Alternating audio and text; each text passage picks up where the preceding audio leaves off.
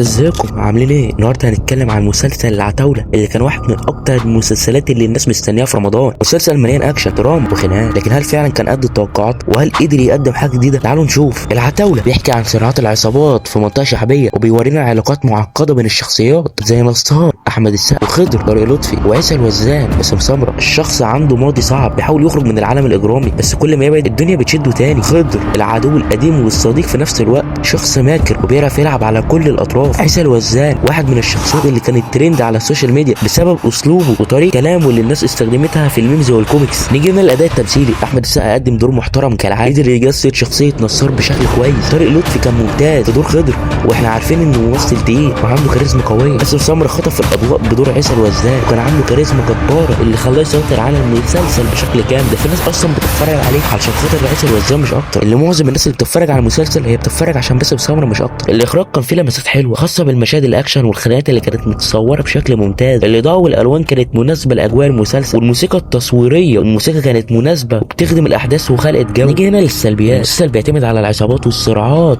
بين الكبار في الحاره الشعبيه، وده شفناه في مسلسل كتير قبل كده، فما فيش جديد في الحبكه زي ملوك الجدعنه الاسطوره. في حلقات كانت الايقاع فيها بطيء جدا، المشاهد بتطول بدون داعي، خصوصا الحوارات الطويله اللي مش بتضيف جديد للقصه. حسينا ان في بعض المشاهد مكرره زي المواجهات بين خضر ونصار اللي كانت بتدور في نفس الدايره من التهديد والتفاوض من غير تطور حقيقي. بس كده ده كان الفيديو بتاعنا، ما تنساش تعمل لايك وتشترك في القناه وتفعل زر الجرس علشان يوصل لك كل جديد. ما تنساش تدعي لاخواتنا في فلسطين وجميع الدول العربيه، ربنا ينصرهم. اشوفك الفيديو الجاي، السلام عليكم.